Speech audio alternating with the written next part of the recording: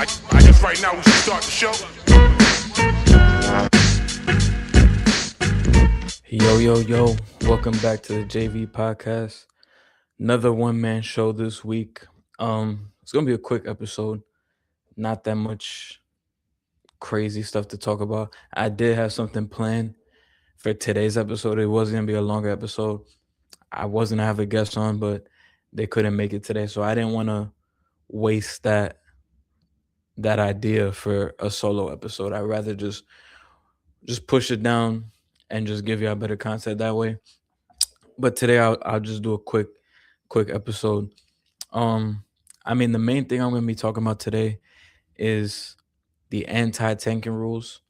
And then I guess some of the Knicks concerns and the Knicks Pistons thing. But so Adam Silver has informed the league's 30 general managers on Thursday that the NBA plans to make anti-tanking rule changes for the next season.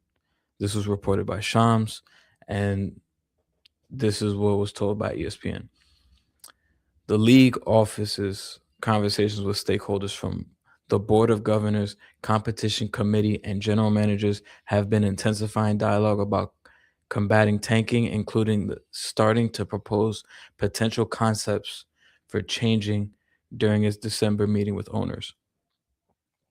So basically, different types of ideas these owners and stakeholders are trying to put a stop to this tanking. And then sources with knowledge of Thursday's meetings, as well as late January competition committee meeting holding committee meeting told ESPN that these concepts have been discussed to curb tanking. So now there is one, two, three, four, five, six, seven different concepts that they are talking about to propose to fight the tanking in the league. I'm gonna go by them one by one, and we'll talk about it. I'll talk about which ones I like, which ones I don't like. I mean, spoiler, I've already seen this throughout the week, so I've been waiting to talk about it. And so the first one, first round draft picks can only be can be protected only for top 4 or top 14 plus selections. So basically, draft picks, if you're going to put protections on it, this concept would be you can only protect it top 4 or lottery protected. You can't do the weird bullshit that the Clippers were doing where it was like with the no, what the Pacers were doing when they traded Zubats. I think their shit was like, oh, it's top 4 protected, but then the Pacers get it if it's from 5 to 8 or 5 to 9, but then if it's 10 to 30 it goes back to the Pacers. Like, they're trying to get rid of that shit, which I don't mind.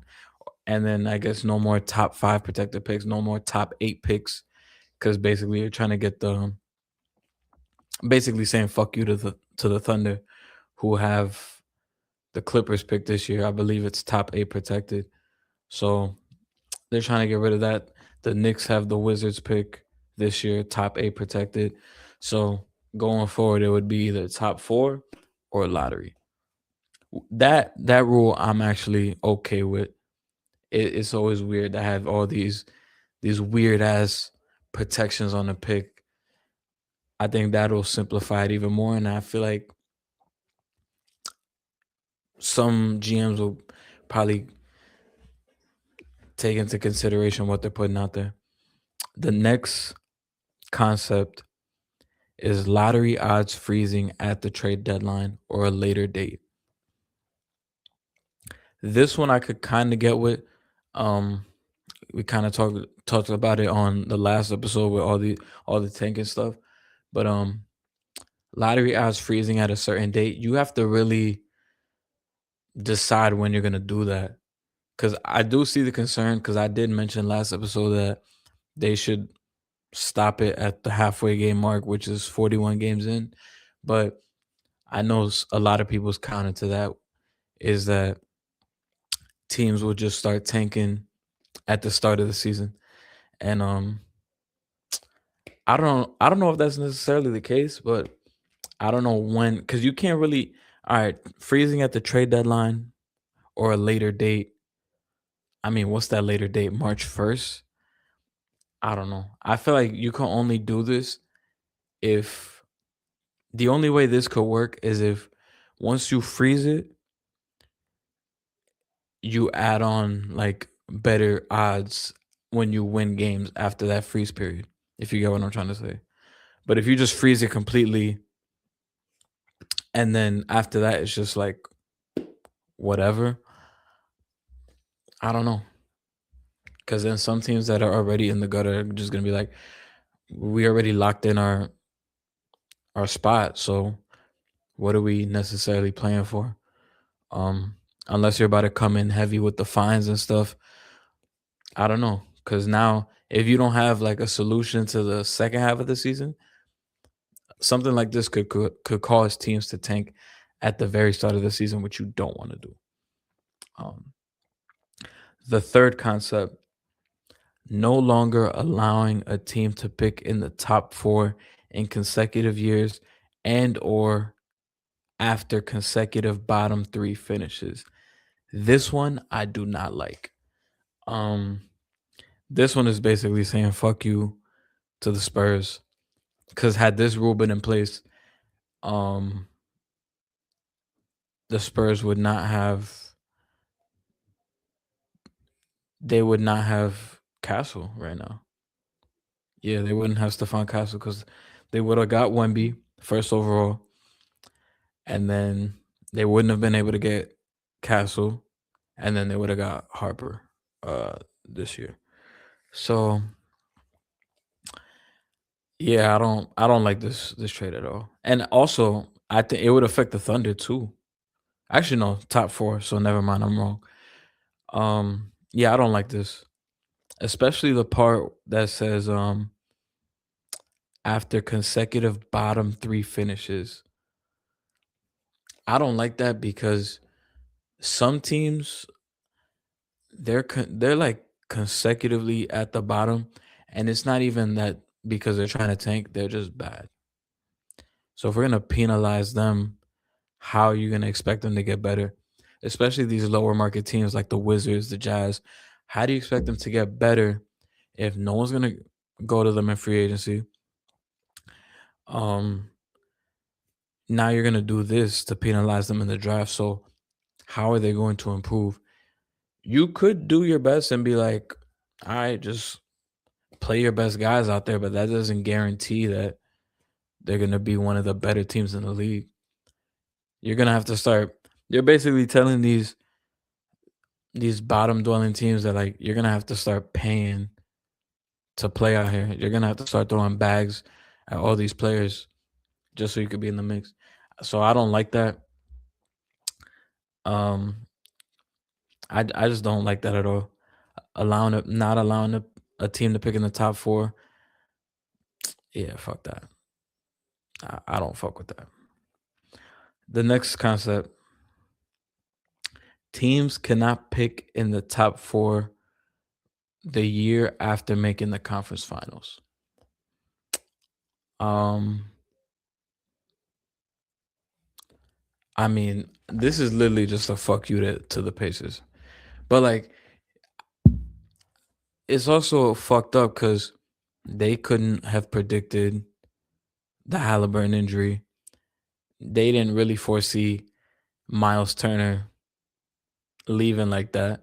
And then at the start of the season, a bunch of players were hurt. Andrew Nimhart got hurt at the start of the season. Mathurin was hurt. TJ McConnell was hurt. So I think it's a little bit unfair that you're gonna.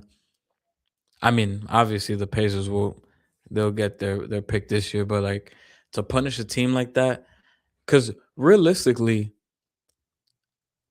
a team that makes the conference finals, they're not picking top four the next year unless there were drastic like and major injuries either in the postseason or at the start of the season, something like that.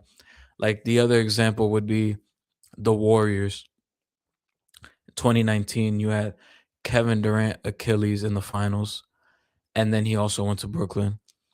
Klay Thompson tore his ACL, and then Steph Curry broke his hand in the 1920 season. He only played 5 games, so the Warriors were garbage.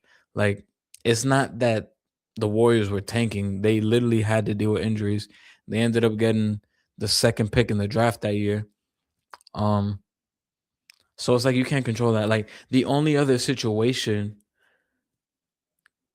that a team that made the conference finals would be picking in the top four is a situation like, and this is like a rare instance, but it would be like a '98 Chicago Bulls when Jerry Krause was like, he told Phil Jackson like, I don't care if you go 82-0, I'm firing you at the end of the season and I'm blowing this shit up. I don't think we'll s- I don't think we'll see something like that again. I could be wrong, but I'm very confident that we're not going to see nothing like that again. Where the '98 Chicago Bulls literally went 62-20, won the NBA championship, and Jerry Krause said, "I'm done." Like, Phil, you're fired. And then because of that, Michael Jordan retired. Scottie Pippen wanted his money, so he went to I think the Rockets. Dennis Rodman went to I think he went to the Lakers after that, and the whole team was just and they had to start from scratch. And in '99, the Bulls ended up getting number one pick. They took Elton Brand. So imagine had that taken. I mean, Jerry Krause probably, if those rules were back then, Jerry Krause probably would have kept the team together. But yeah, those are really the only two instances that you would see a conference finals team like having a chance at a top four pick. Injuries, which would be 100% be the case, and a GM just blowing the team up like that. And you could mention like, oh, Boston. Well, first of all, they didn't make the conference finals, but Boston dealt with Tatum being out. Everybody thought it was gonna be a gap year, and they're the second seed in the East. I feel like Boston has had the better injury luck this year because they've only really had Tatum out. Um, Everybody else for the most part has been healthy. For Indiana, they just had to deal with a bunch of injuries. Granted, I didn't think Indiana was gonna be this bad, but to punish a team because their players got hurt and it's gonna be a bad year for them, I feel like it's fucked up. It's fucked up. So I don't like that one either. The next concept is lottery odds allocated based on 2-year records. This one I'm I'm okay with because this will actually make up for the conference finals one. And I think the WNBA does this. I don't know if it's 2 years or multiple, but this is actually good for a team like the Pacers or the Warriors in 2020 when you had a good season, then you get hit with injuries. I mean, I'm not gonna say it's good for them, but it's a better alternative than to not be able to pick in the top four at all. So it would take the combination of both of 2 seasons, and that'll kind of determine your pick, which I think is fair. I think that is more fair than just completely kicking them out because they made the conference finals the year prior. Yeah, I like this one. I don't know if yeah, it's good. I like it, but then I feel like this is only gonna. I don't think this is gonna stop tanking because a team like the Kings, the Jazz, the Wizards, if they're dog shit for 2 years in a row, they're still gonna have heightened odds. So if you're gonna do it for 2 years, um, you're still gonna have tanking. So the more I talk about it, the more I'm like, I don't know if I like it as much. Because if the whole goal is to get rid of tanking, I don't that rule isn't gonna do it. Um, The next concept, lottery extended to include all playing teams. Mm, I don't know. I guess it's good in a sense of like you're incentivizing teams to not bottom out and all right, we're in the play. We can make if we make a play and push, we still have lottery odds. But they have to specify like, is it teams that make the play in and lose, or is it team like, or even if you win the play in and you become a top 8 seed, are you still in that? That's something they didn't really specify, and that's something I would like to know because a team like, for example, like the 2024 Sixers, who they were in the play-in, Embiid was hurt, he came back. They were in the 7-8 game. They won. They played the Knicks in the first round. Would that team get lottery chances? Because I feel like it's kind of not fair because some teams fall to the play-in because of injuries, and we'll say it all the time, like, oh, that team is not a real 7 seed. They just had to deal with a lot of injuries, and then everybody got healthy like later in the season, and then they climbed back up, or they made a play-in push. So I don't know if it's gonna be because I understand in reality right now, if you lose the play-in, yeah, you'll be included in the lottery. You play in the 9-10 game, you lose, that's it. You're in the lottery. But if you win, are you still in it? That's the question I want them to answer. And like another example would be like the 2020, what year was it? Was it the 2022 Nets with Kyrie and KD? I think Harden was gone by that point. But that team, I believe, was a 7 seed, or they might have been an 8 seed. They played the Cavs in the playing game, and they beat the Cavs. So they ended up being the 7 seed. Would that team have gotten a chance in the lottery? That wouldn't be fair because that team had Kevin Durant and Kyrie. So why the fuck would they get a chance in the lottery? Um, so I feel like you really have to specify um if the teams that are in the play-in that get to the playoffs, if they're included in that lottery as well. Because if they are, I just don't think that's fair. Um, Especially when you have, because I feel like most teams in that play-in spot are either like pretty good teams dealing with injuries, or like a young team on the rise, or like a middle of the pack team. It's one of those. Especially when you got it, especially in the Western Conference, you might see a year where the Minnesota Timberwolves are the 7 seed, and it's not even because they're bad. It's just maybe they dealt with injury. The top of the West is just so top heavy, and everything else is so stacked in between. So I don't think that's the case. Um, and the last concept is to flatten odds for all lottery teams. So basically, I think it was like this previously, but every team in the lottery would have equal odds at the number one pick. And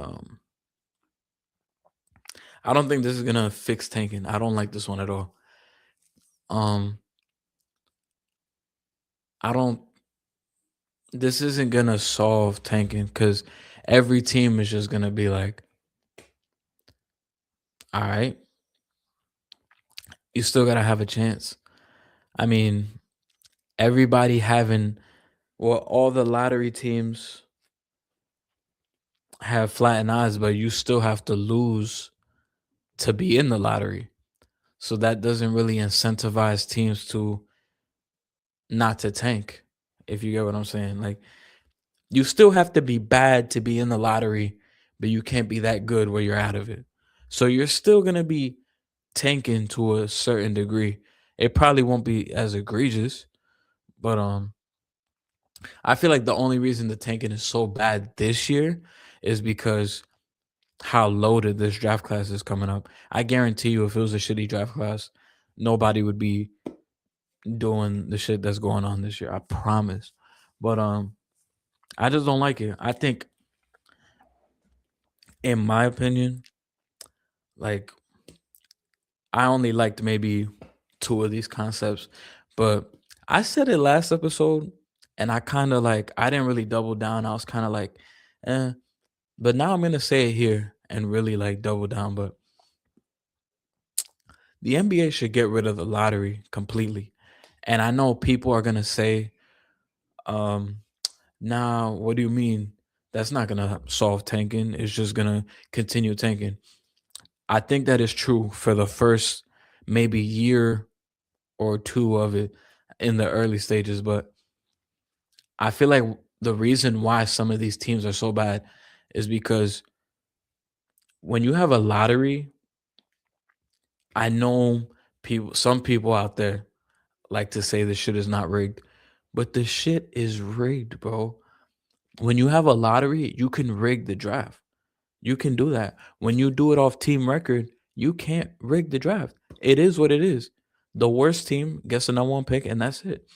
And I know people hate that concept, but here's how you fix it.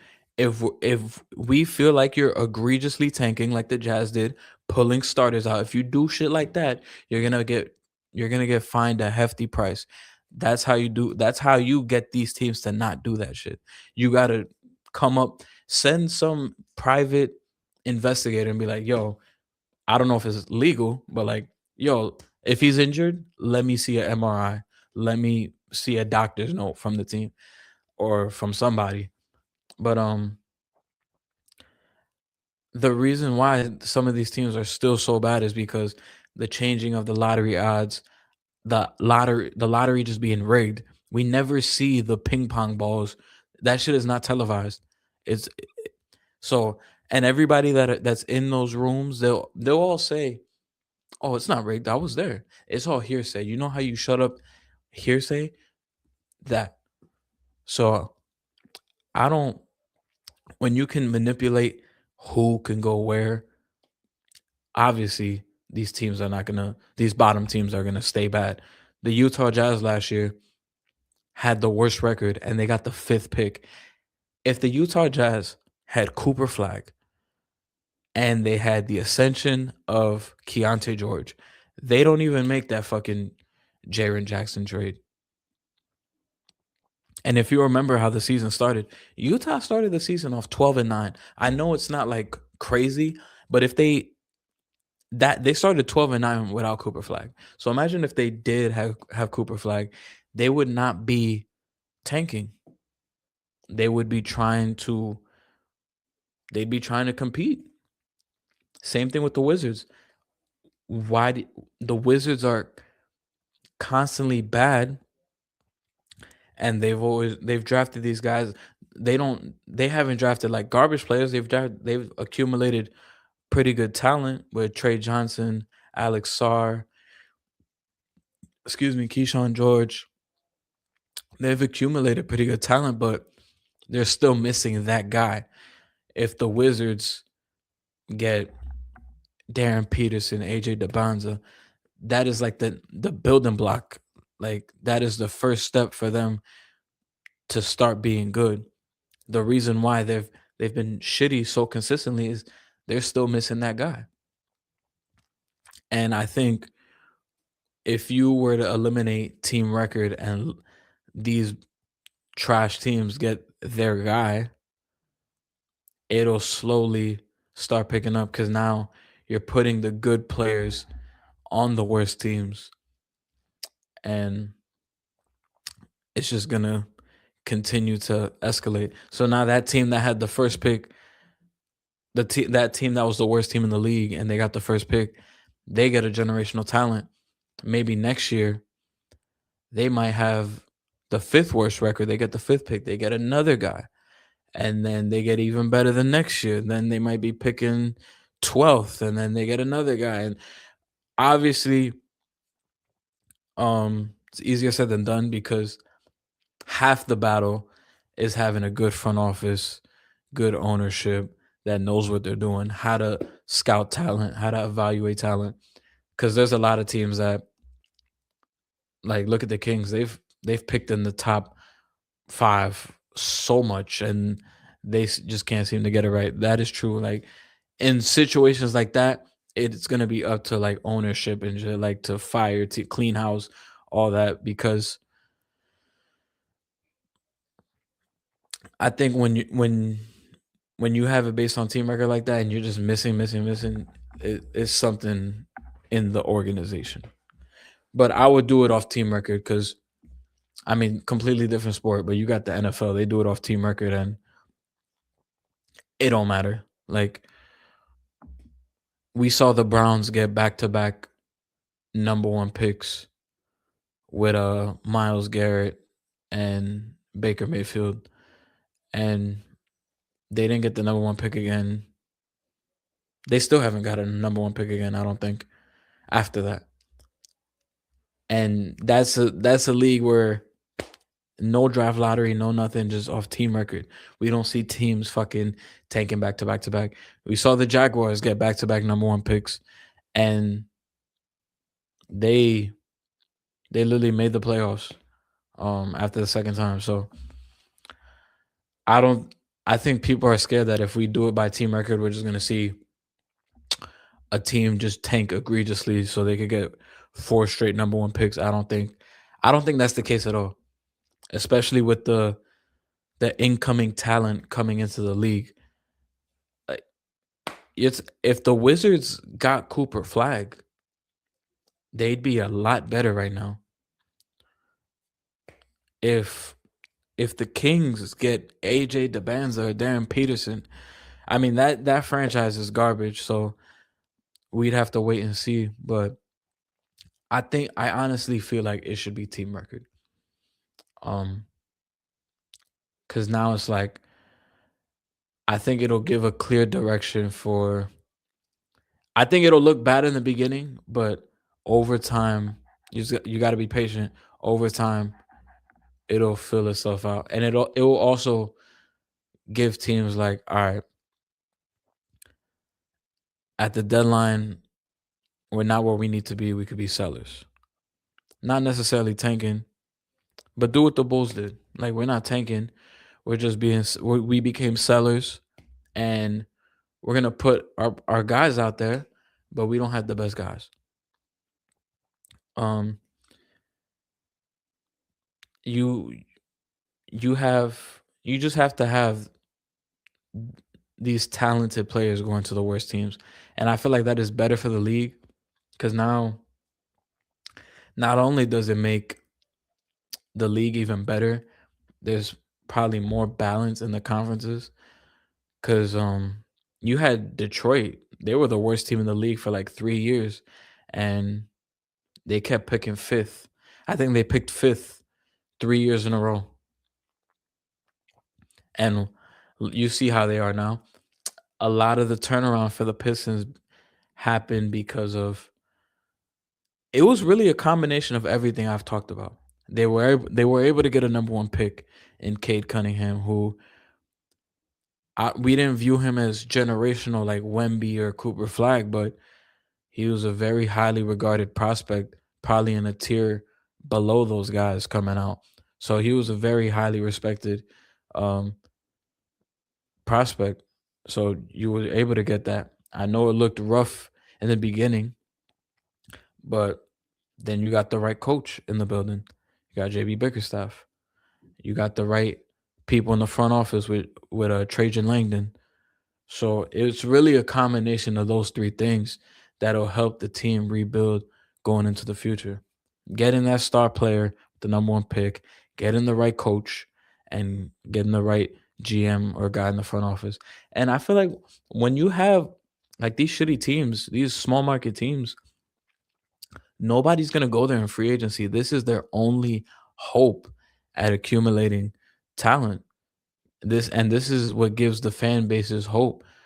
Um, Knowing that you might have the chance at getting one of these generational franchise changing prospects.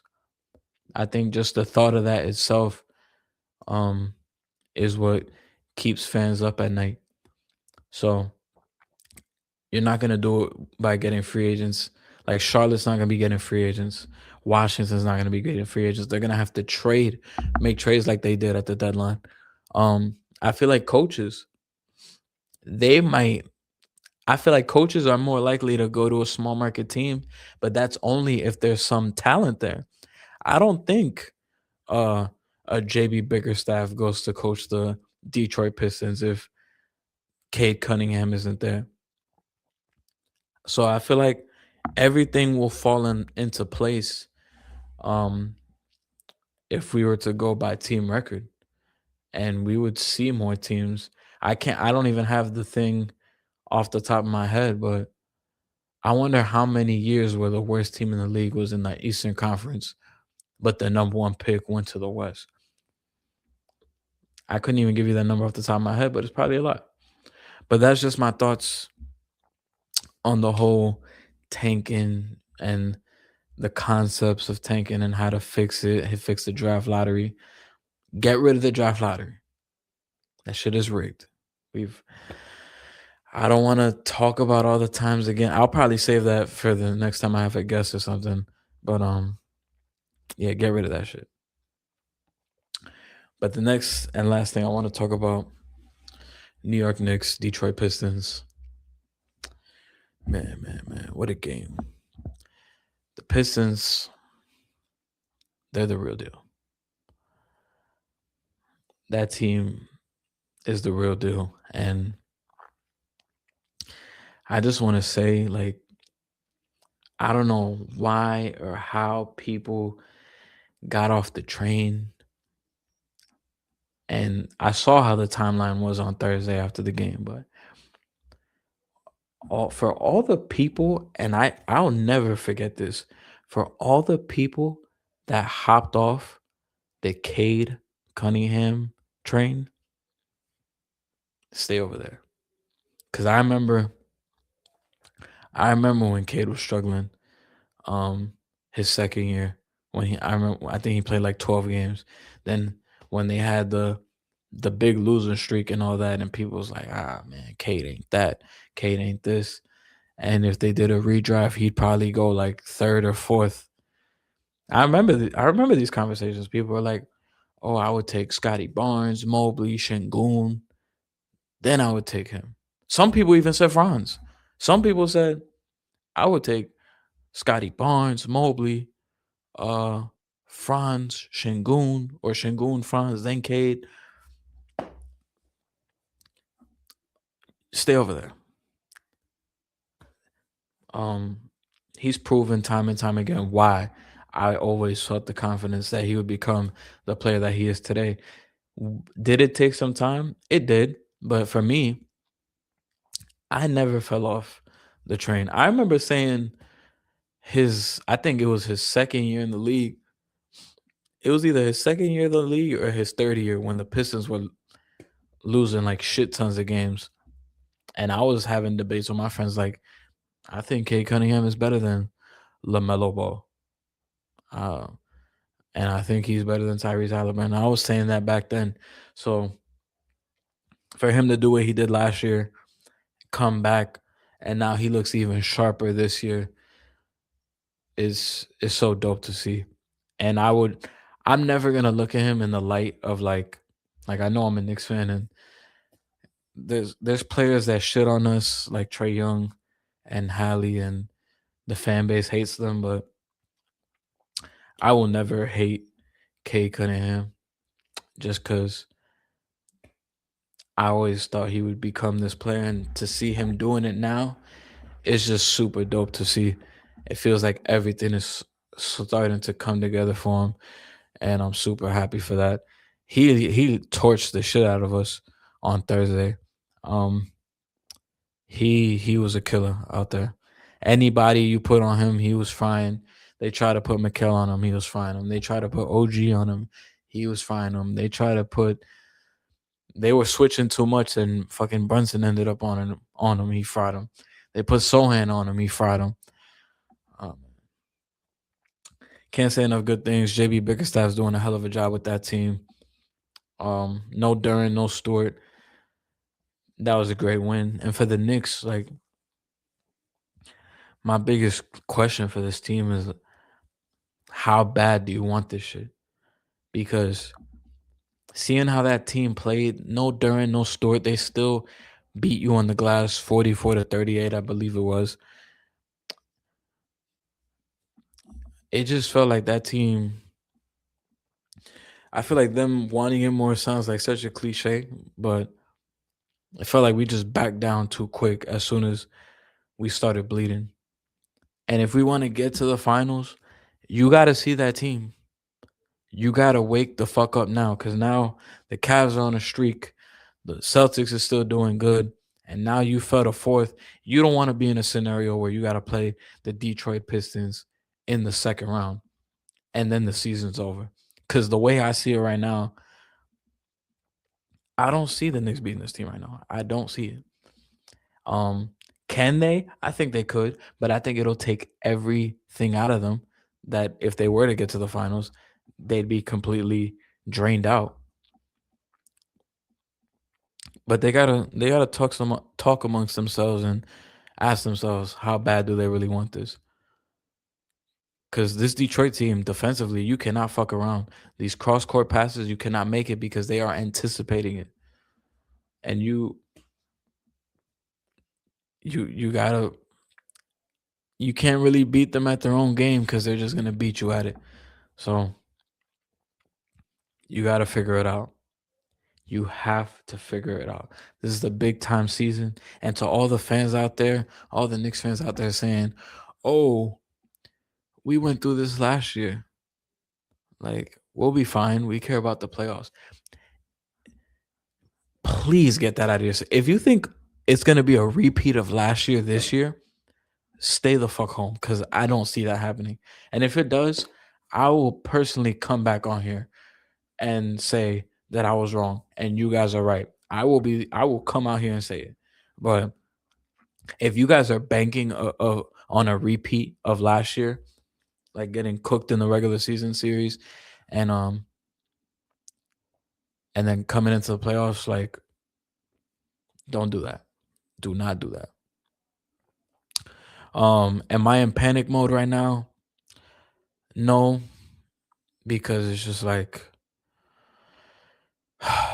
part of me is like I already know like this team is they can never capitalize on an opportunity. So like I already expected like some type of disappointment. But I don't know. Cause it's weird for me to say like talking to all these fans like, oh, and they're bringing up last year and but I remember last year I was feeling pretty similar. And that's not me here saying like it's gonna be the same thing this year. I'm trying not to be too pessimistic, but I do think they could beat Detroit. But it's gonna have to take you're gonna have to switch some shit around. Um like Mike Brown, I don't know why you had a lineup with Alvarado and Shamit together against Detroit like that. Too small. Like Detroit's big, athletic. At times, you might have to match that. You might have to sacrifice certain things to be able to play with this team. You might have to see Sohan out there a little bit more, even though he fucks up the offense. But he's one guy that's willing to get into Cade's head. He was the only one that was able to get a reaction out of Cade. Even though Cade did fire him, Cade was talking shit to him. So you're gonna have to be big with this team. You're gonna have to be able to. I would love to see a lineup with shooters, space the floor, because the way Detroit plays, they like to load up on one side wherever the ball is and make it impossible to pass out of it, and they're gonna make you wanna do those cross court passes, and it's gonna be tough. And saying that I want to line up with shooters is funny because that game the Knicks were like 8 for 35 from three, but I feel like that game and kind of like the second game against Detroit, a lot of those were open looks. I mean, some of it is credit to Detroit's defense, but feel like the Knicks missed a lot of open looks, but I feel like you cannot with this team. You have to play. You have to be sophisticated. You cannot play the same way. You're gonna have to change shit around. And my only silver lining is I am hoping Mike Brown got some shit in the chamber and he's waiting till the playoffs to use it. That's like my only saving grace. But if not, we're in for a world of trouble, and I'll be shook. But I'm not gonna go too much further than that today. I just wanted to keep it quick. Um, I want to save the big jam packed episodes for the next guest episode, which should be in the next few weeks, and then maybe next week I think I got something lined up, but I'm not gonna get into that. But that's gonna do it for today. If you guys are listening on audio, please give 5 stars. Please like. If you're watching on YouTube, please like, comment, subscribe. You guys been going crazy on that. Follow me on IG at the JV Podcast 1. Follow on TikTok at the JV Podcast. Appreciate you, and I'll see you next week. Peace.